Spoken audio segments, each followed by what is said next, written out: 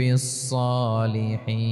ও আল্লাহ, মুসলিম হিসেবে তুমি আমাকে মৃত্যু দাও, আর নেককারদের সাথে তুমি একত্রিত হওয়ার তৌফিক দাও। তাহলে আত্মসমর্পণকারী হিসেবে আমরা বাঁচতেও চাই, মরতেও চাই, ঠিক কিনা বলেন? আমার প্রিয় ময়মনসিংহবাসী, এই যে এই দিকটাতে আপনাদের কষ্ট হচ্ছে না? আপনারা যদি চিৎকার চেঁচামেচি করেন,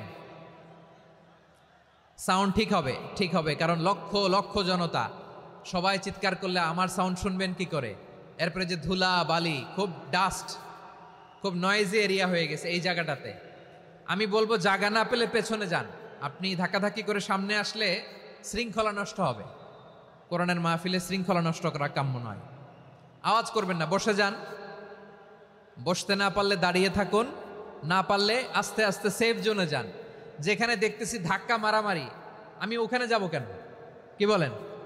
বাইরে অনেক শত শত এলইডি দেওয়া, এলইডিতে দাঁড়িয়ে শুনুন। এই জায়গায় ধাক্কা, ওই ধাক্কার মধ্যে আমি যে ধাক্কা দেওয়ার দরকার আছে বলেন তো?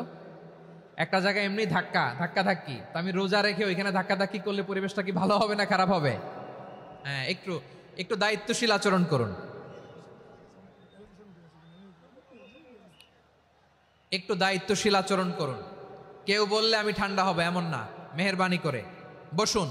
পেছনের ভাইদেরকে দেখতে দিন, কথা শুনতে দিন, মেহেরবানি করে বসুন। মাশাআল্লাহ, এই তো মাশাআল্লাহ, ময়মনসিংহ অনেক কথা শুনে, মাশাআল্লাহ। হ্যাঁ, থামুন, বসুন। কেউ কিছু ছুঁড়ে মারবেন না, মেহেরবানি করে, খালি বোতল খালি কাগজ ছুঁড়ে মারবেন না, মাশাআল্লাহ। তাহলে 10টা বৈশিষ্ট্যের প্রথম বৈশিষ্ট্য হচ্ছে আমরা আল্লাহর সামনে সারেন্ডার করব। আল্লাহর আদেশের সামনে আমার কোনো অপশন নাই যে আমি এটা চয়েস করলেও পারি, না করলেও পারি, মানলেও পারি, না মানলেও পারি, এরকম অপশন এখতিয়ার কি আল্লাহ আমাকে দিয়েছে? না। সারেন্ডার, আল্লাহ তুমি যা বলেছো, আমান্না আমান্না আতা'না আমান্না আসলামনা, আল্লাহ মেনে নিলাম, শুনলাম, পালন করলাম। এটাই হচ্ছে মুসলিমের বৈশিষ্ট্য।